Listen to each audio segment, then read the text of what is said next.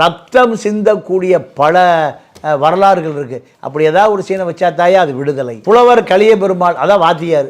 அந்த வாத்தியாரை நான் சாலை இளந்திரையன், சாலினி இளந்திரையன் 2 தமிழ் புலவர்கள் இருந்தாங்க 80 காலகட்டத்தில்.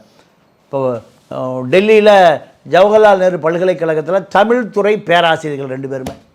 சாலை இளந்தரியன் பழைய ஆடுகளுக்கு தெரியும், ஒரு 65 வயசு ஆட்களுக்கு தெரியும். அந்த இயக்கத்தில் வளர் தமிழ் மாநாடு, ஒரு மாநாடு. அதில் நான் கோயம்புத்தூரில் புலவரை பார்த்தேன்.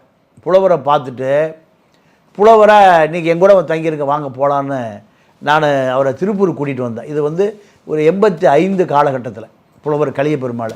அப்போ அவர் வேட்டி ஒரு பெட்ஷீட் போட்டுருப்பார், சட்டை போட மாட்டார். இப்போ தான் சட்டை போட ஆரம்பித்தார். ஏன்னா எப்போ வேணாலும் சிறைக்கு போயிடுவார். சிறைக்கு போனால் விரிச்சு போட்டுக்கிற பெட்ஷீட் வேணும்.